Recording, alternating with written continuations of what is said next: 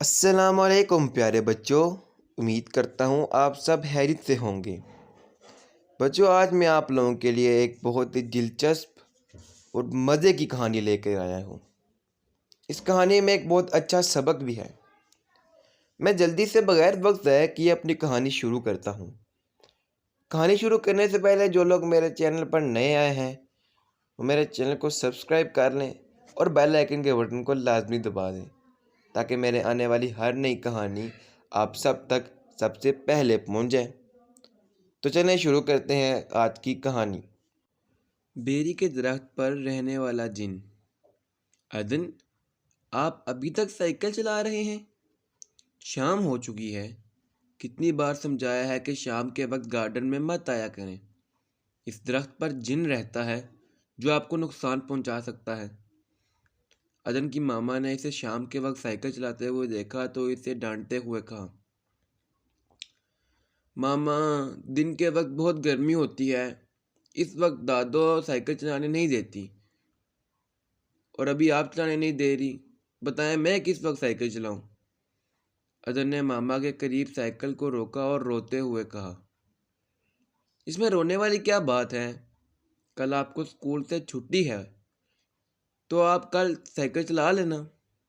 اس کے رونے پر اس کی ماما نے اسے پیار سے سمجھاتے ہوئے کہا، لیکن دن کو تو پھر گرمی ہوگی، نہ دادو سائیکل چلانے دیں گے نہ بابا۔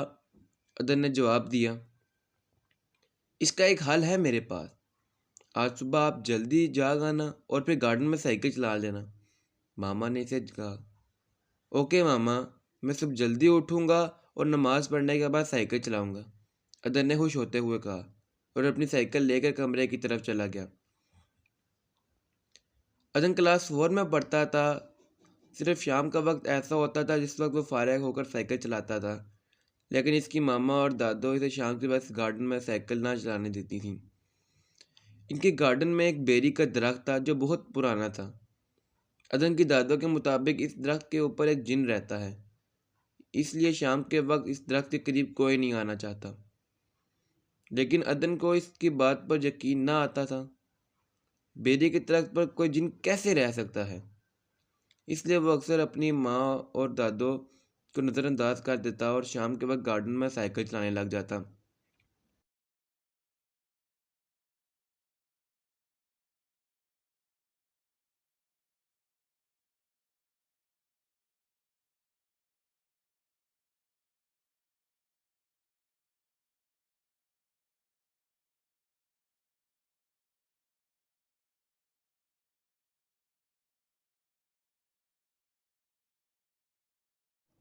جب اس کی ماما یا دادو اس کو سائیکل چلاتے ہوئے دیکھتی تو اسے ڈانٹ پڑ جاتی۔ سویرے وہ نماز پڑھنے کے بعد سائیکل لے کے گارڈن میں آ گیا۔ دن تک سائیکل چلاتا رہا۔ جب سورج نکل آیا اور گرمی بڑھنے لگی تب وہ اپنے کمرے میں واپس چلا گیا۔ آج اس نے جی بھر کے سائیکل چلائی تھی، اس لیے وہ بہت خوش تھا۔ لیکن شام ہوتے ہی پھر اس کا دل مچلنے لگا اور وہ سائیکل چلانے کے لیے گارڈن میں آ گیا۔ سب سے نظریں بچا کر وہ گارڈن میں سائیکل لے کر آ تو گیا۔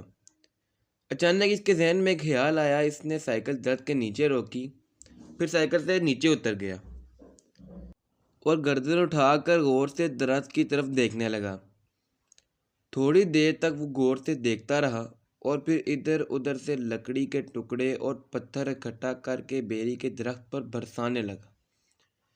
وہ سمجھ رہا تھا اس طرح بیری پر رہنے والا جن ڈر جائے گا اور یہاں سے بھاگ جائے گا، لیکن وہ نہ جانتا تھا اس طرح تو بیری پر رہنے والا جن غصے میں آ جائے گا اور عدن اپنے لیے کتنی بڑی مصیبت کھڑی کر لے گا۔ ابھی وہ درخت پر پتھر پھینک ہی رہا تھا کہ بیری کا وہ درخت زور زور سے ہلنے لگا۔ ایسا محسوس ہو رہا تھا کہ بیری کے درخت پر زلزلہ آ گیا ہو۔ یہ منظر دیکھ کر تو عدن ڈر گیا اور خوف سے تھر تھر کانپنے لگا۔ اسے کچھ سمجھ نہ آ رہی تھی کہ وہ اب کیا کرے۔ اچانک ہی اس کی سائیکل زمین سے اوپر اٹھنے لگی اور پھر زور سے جا کر دیوار سے لگی۔ ابھی ایسا لگ رہا تھا کہ کسی نے اس کی سائیکل اٹھا کر زور سے دیوار پر مار دی ہو۔ یہ دیکھ کر تو عدن خوف کے مارے زور زور سے رونے لگا۔ اس کے رونے کی آواز سن کر اس کی ماما دوڑتی ہوئی آئی۔ گارڈن میں بیری کا درخت کو زور زور سے ہلتا ہوا دیکھ کر وہ بھی پریشان ہو گئی اور جلدی سے آگے بڑھ کر عدن کو اپنے ساتھ لگا لیا۔ اچانک سے عدن اور اس کے ماما کی آنکھوں کے سامنے بیری کا جن آ کر کھڑا ہو گیا۔ اس کی خوفناک شکل کو دیکھ کر وہ دونوں ڈر گئے۔ اس کے پورے جسم پر لمبے لمبے کالے رنگ کے بال تھے۔ اس کا چہرہ بھی لمبے بلند بالوں سے ڈھکا ہوا تھا۔ ان بالوں میں صرف اس کی سرخ 2 آنکھیں نظر آ رہی تھیں۔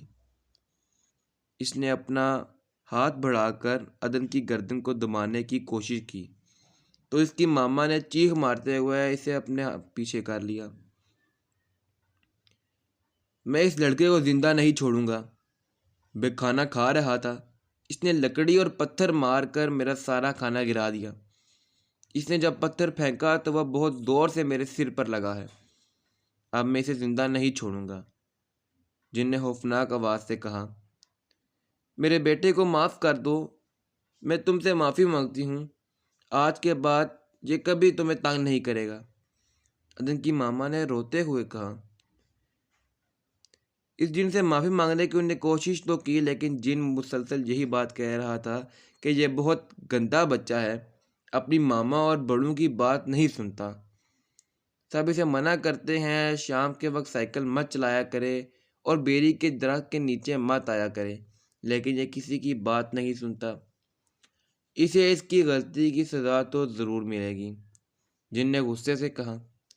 میں اسے سمجھاؤں گی کہ یہ بھی تم سے معافی مانگے اور دوبارہ یہ کبھی کسی کو بھی تنگ نہیں کرے گا۔ پلیز ایک بار میرے بیٹے کو معاف کر دو، عدن کی ماما نے اس کے سامنے ہاتھ جوڑتے ہوئے کہا۔ میں گندے بچوں کو کبھی معاف نہیں کرتا، اور ایسے بچے تو بالکل بھی نہیں جو بڑوں کی بات نہ مانتے ہوں، جن نے غصے سے کہا اور ہاتھ بڑھا کر ماما سے پیچھے سے بھی اس کی گردن کو زور سے پکڑ لیا۔ عدن زور سے چیخ مارنے لگا، خدا کے لیے اسے معاف کر دو، آج کے بعد تمہیں کبھی تنگ نہیں کرے گا، عدن کی ماما نے زور سے چیختے ہوئے کہا۔ عدن تو خوف کے مارے بے ہوش ہو گیا۔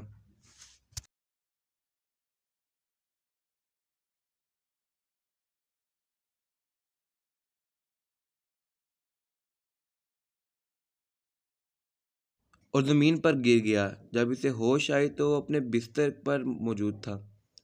سب گھر والے اس کے ارد گرد موجود تھے۔ وہ خود کو صحیح سلامت دیکھ کر رونے لگا۔ ہم اسی لیے آپ کو منع کرتے ہیں کہ شام کے وقت درخت کے نیچے مت جایا کرو۔ اب پتہ چل گیا نا کہ بڑے جس بات سے منع کرتے ہیں اس بات کو مان لینے میں ہی آپ کا فائدہ ہوتا ہے۔ ماما نے اسے پیار سے اپنے ساتھ لگایا۔ ماما میں وعدہ کرتا ہوں کہ آج کے بعد سب کی بات مانوں گا، اس نے اپنی ماما سے وعدہ کرتے ہوئے کہا۔ اس کے بعد عدن شام کے بعد نہ سائیکل لے کے باہر نکلتا اور نہ ہی بیری کے درخت کے نیچے جاتا۔ تو بچوں، کیسی لگی آپ کو آج کی کہانی؟ امید کرتا ہوں آپ کو آج کی کہانی پسند آئی ہوگی، اور لازمی آپ نے اس کہانی سے سبق بھی حاصل کیا ہوگا کہ جو بچے بڑوں کی بات نہیں مانتے، شرارتیں کرتے ہیں یا تنگ کرتے ہیں، ان کو سزا ضرور ملتی ہے۔ لہذا آپ لوگوں نے بھی اچھے بچے بننے کا مظاہرہ کرنا ہے اور اپنے بڑوں کی باتیں ماننی ہیں۔ امید کرتا ہوں اسٹوری پسند آئی ہوگی۔ اگر پسند آئی ہے تو لائک کے بٹن کو دبائیں اور آگے شیئر کر دیں۔ ملتا ہوں آپ لوگوں سے اگلی اسٹوری میں، تب تک کے لیے خدا حافظ۔